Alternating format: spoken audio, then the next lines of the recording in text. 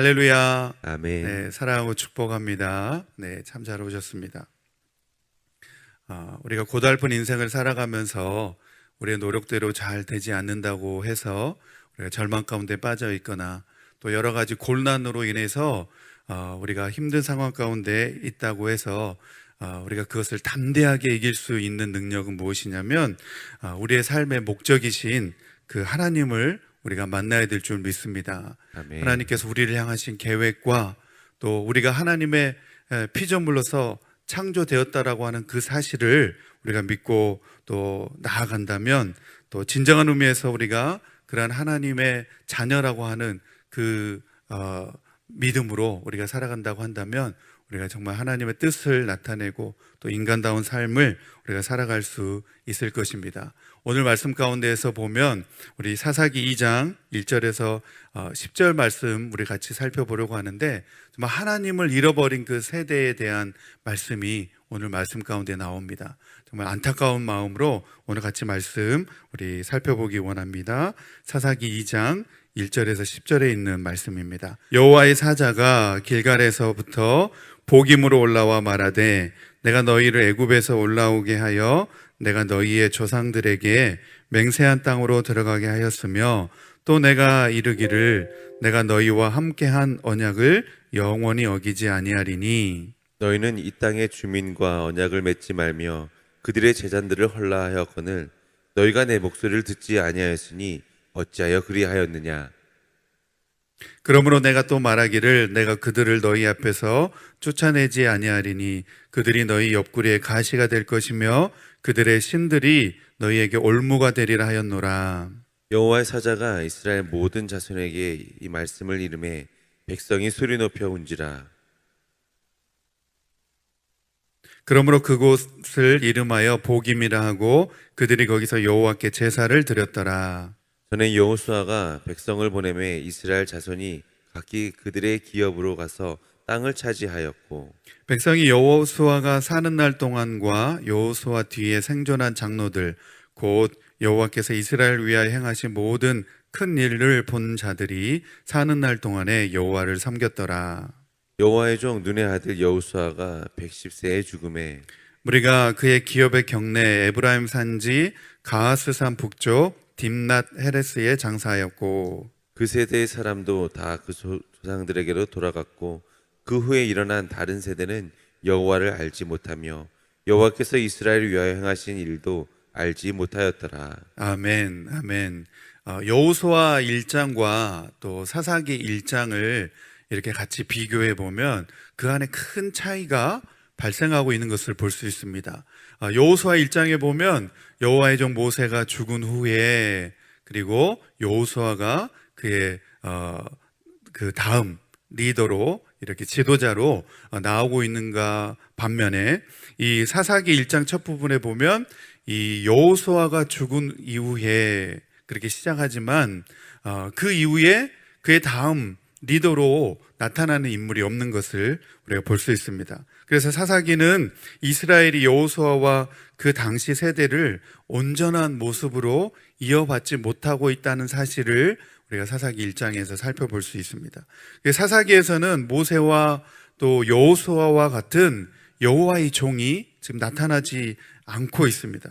그래서 이스라엘의 리더십이 이제 유다 지파에게 넘어가긴 하지만 이 유다 지파 역시도 온 그 12지파를 제대로 이끌지 못하고 있는 모습을 보았습니다.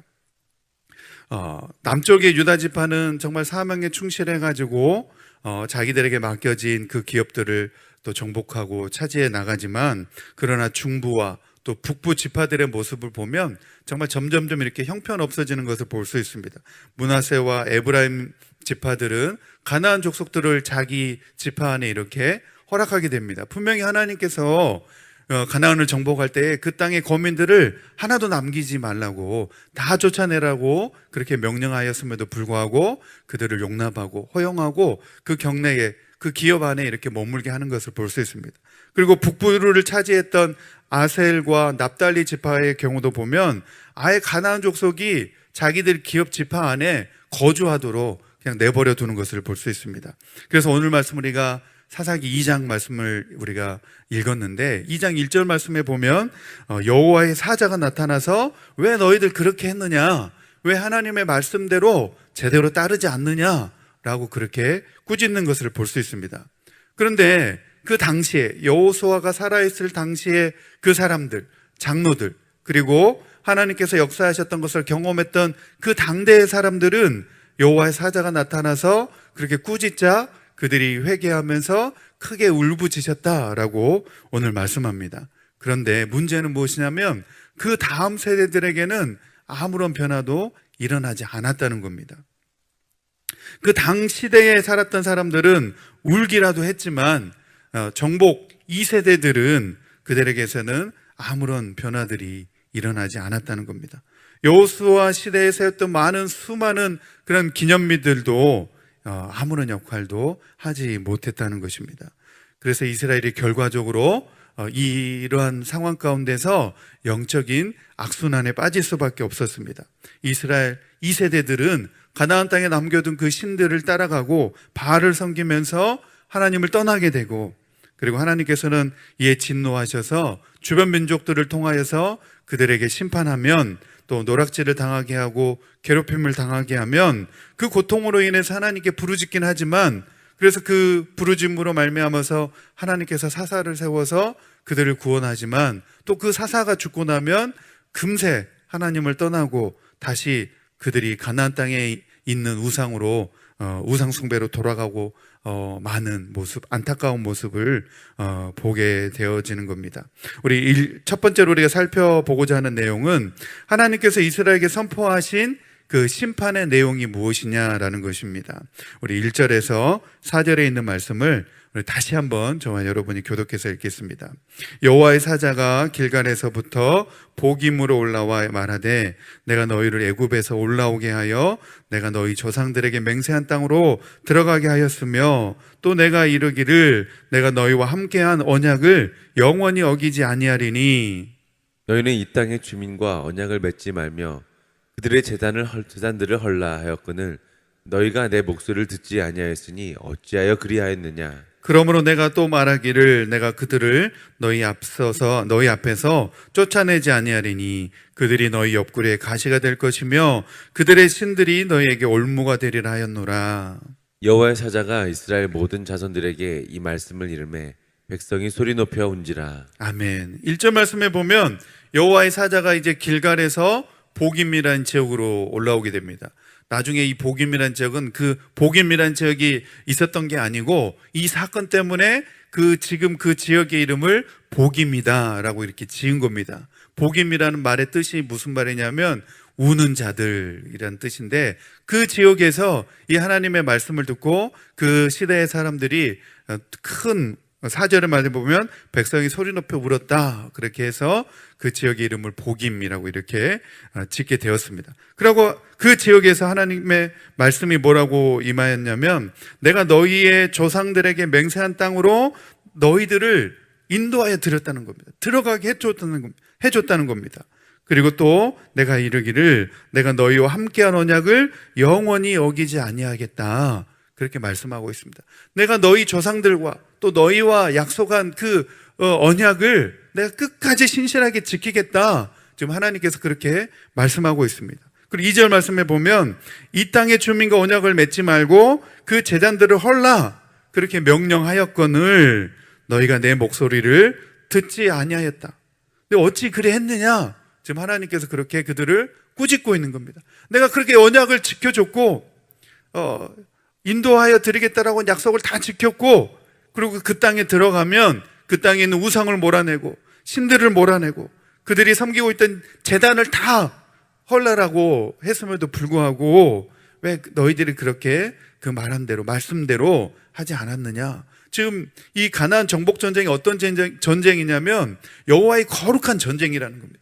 단순히 그 땅을 차지하는 전쟁이 아니라 가나안 땅이 죄악으로 얼마나 관영했습니까? 온갖 우상과 또 온갖 윤리적인 타락과 그런 죄의 타락과 그런 것들 하나님께서 보시기에 힘드셨기 때문에 하나님의 성민들, 이스라엘 백성들을 그 가나안 땅으로 인도하여 들이심과 동시에 그 가나안 땅의 죄를 심판하시기 위해서 지금 이스라엘 백성들을 그 땅으로 들여보내 주시는 것 아니겠습니까? 이런 거룩한 전쟁 가운데서 그 땅의 우상들, 이방 신들, 그다음 잘못된 그런 그 제단들을 헐라라고 하나님께서 명령하셨음에도 불구하고 그들이 하지 않고 있다는 것입니다.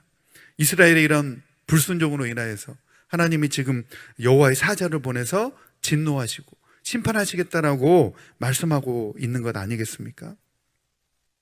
하나님께 불순종해서 진멸하지 않는 그 땅의 주민들이 결국은 이 3절 말씀에 보면 이스라엘 옆구리에 가시가 되게 하고 또 그 신들이 이스라엘의 올무가 되게 될 것이다 라고 지금 말씀하고 있습니다. 그로 인하여서 이제 4절 말씀에 보면 그 하나님의 지적으로 말미암아서 또 그들이 백성이 소리 높여 운지라 그렇게 말씀하고 있습니다.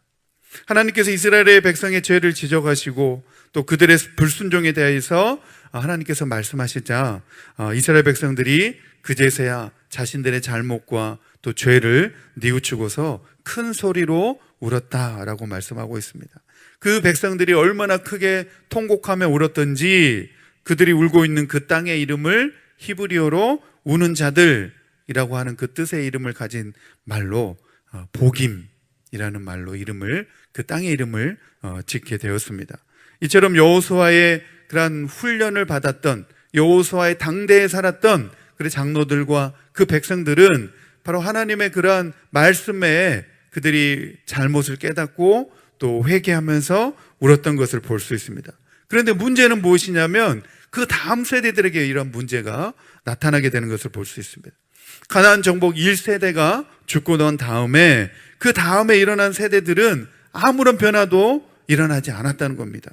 여호와의 그 이스라엘은 그 말씀을 듣고 통곡했지만 그 다음 세대들, 이 세대들은 아무런 변화도 나타나지 않은 것을 우리가 그 다음 말씀에서 우리가 볼 수 있습니다. 우리 두 번째 여호수아 다음 세대 사람들이 어떤 상황이 벌어졌는지 우리 10절 말씀입니다. 10절 말씀 우리 같이 읽겠습니다. 10절 시작. 그 세대의 사람도 다 그 조상들에게로 돌아갔고 그 후에 일어난 다른 세대는 여호와를 알지 못하며 여호와께서 이스라엘을 위하여 행하신 일도 알지 못하였더라. 아멘. 우리 사사기 2장을 읽어보면 사사기 2장 1절에서 9절과 또 10절 다음부터의 말씀이 굉장히 이렇게 극명하게 나눠지는 것을 볼 수 있습니다. 이 10절이 이제 이 사사기 2장에서는 가장 큰 문제가 되고 있는 것입니다. 그 후에 일어난 다른 세대는 무슨 말입니까? 2세대들이죠. 가나안 정복 1세대들은 그래도 하나님 앞에 자신의 잘못과 죄를 깨닫고 회개하기라도 했지만 그 후에 일어난 다음 세대들 2세대들이죠. 가나안 정복 2세대들은 지금 어떤 상황입니까? 여호와를 알지 못하며 여호와께서 이스라엘을 위하여 행하시는 일도 알지 못하였더라. 문제는 여기에 있다는 겁니다. 그 후에 일어난 2세대들은 여호와를 알지 못하며 여호와께서 이스라엘을 위하여 행하시는 일도 알지 못하였다. 이제 영적인 암흑기가 이 2세대 가운데서 시작되고 있는 것입니다. 여호수아가 죽은 그 다음 세대들은 바로 여호수아의 그 신앙 전수가 실패되었다는 것입니다. 안타깝게도 여호수아 세대 이후의 사람들은 하나님의 은혜를 알지 못하였다는 것입니다. 가나안은 정복했지만 신앙 전수는 실패했다는 것 아니겠습니까? 참으로 이게 슬프고 비극적인 일이 아닐 수 없습니다. 여호수아 세대가 다 죽은 후에 그 다음 세대들은 하나님이 누구신지, 그분이 이스라엘 위에 어떤 일을 행하셨는지 그 은혜를 다 잃어버렸다는 것 아니겠습니까? 하나님의 은혜를 전혀 모르는 세대가 되어버렸다고 하는 것이 얼마나 가슴 아프고 얼마나 비극적인 일이 아닙니까? 겨우 한 세대밖에 지나지 않았습니다. 겨우 한 세대밖에 지나지 않았는데 이런 엄청난 변화가 지금 이 영적인 암흑기가 이스라엘 백성들 사이에 지금 소용돌이처럼 불어닥치고 있는 것입니다.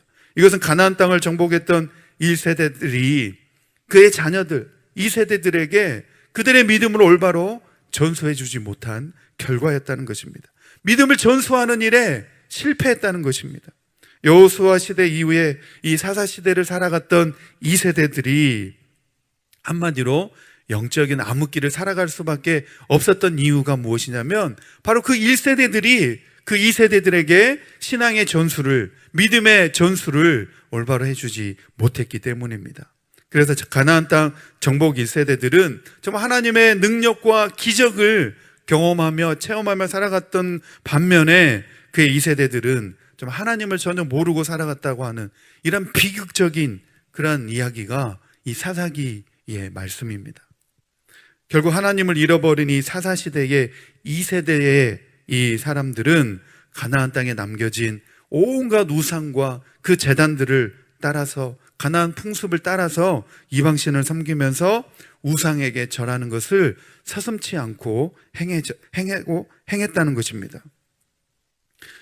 누가복음에 보면 예수님께서 십자가를 지고 가실 때에 하신 말씀이 있습니다. 누가복음 23장 26절에서 28절 말씀에 보면 제가 읽겠습니다. 그들이 예수를 끌고 갈 때에 시몬이라는 구레네 사람이 시골에서 오는 것을 붙들어 그에게 십자가를 지워 예수를 따르게 하더라. 또 백성과 및 그를 위하여 가슴을 치며 슬피 우는 여자의 큰 무리가 따라오는지라. 예수님이, 하나님의 아들이신 예수님이 십자가를 지고 가는 것을 보면서 예수님을 따라가는 여인들이 있었습니다. 그 장면을 보면서 가슴을 치면서 애통하고 슬피 울었다는 겁니다. 그런데 28절 말씀에 보면 예수님의 말씀이 더 안타깝습니다. 예수께서 돌이켜 그들을 향하여 이르시되 예루살렘의 딸들아 나를 위하여 울지 말고 너희와 너희 자녀를 위하여 울라.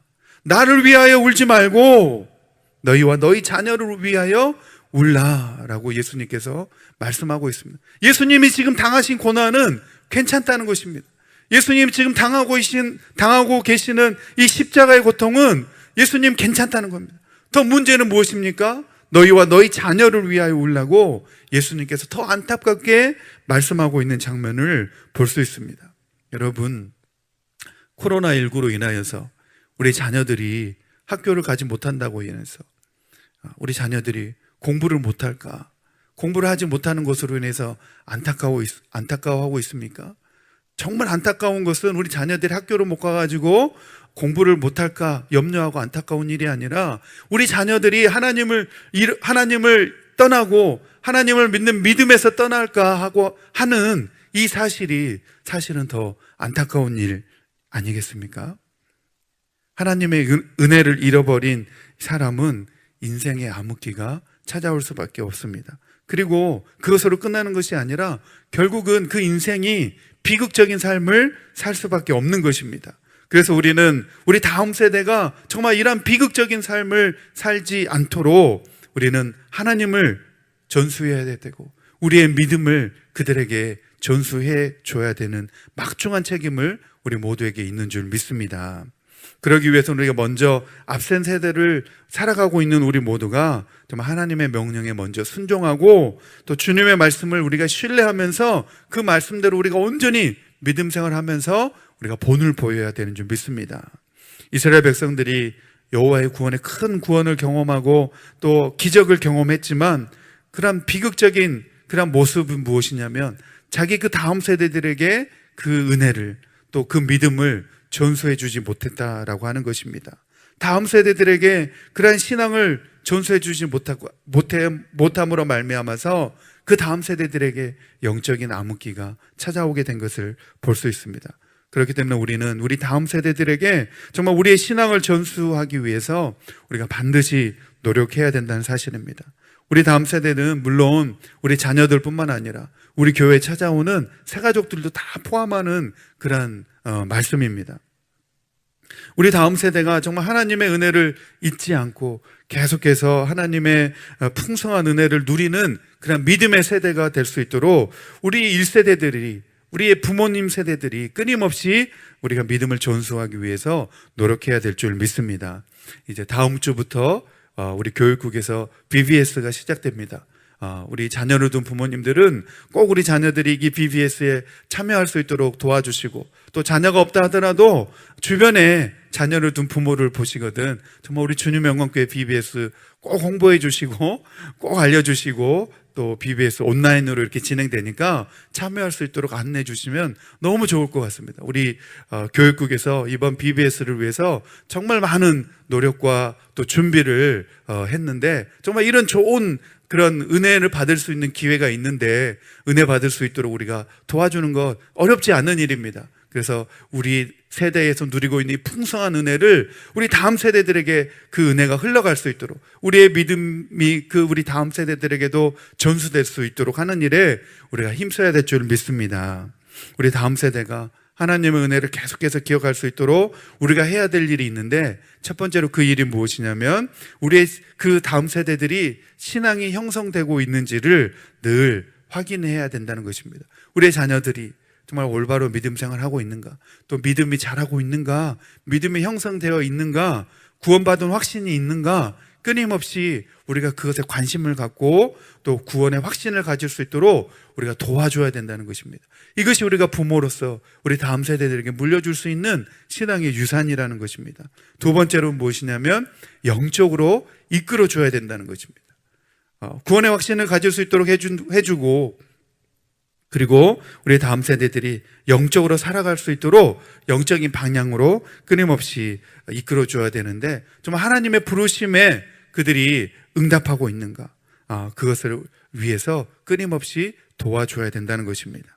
세 번째로는 내 자녀와 다음 세대들이 정말 예수님의 진정한 제자가 될 수 있도록 도와줘야 된다는 것입니다. 우리가 신앙인으로 살아간다고 하는 의미가 무엇이겠습니까? 우리 예수님의 제자로 살아간다고 하는 의미입니다.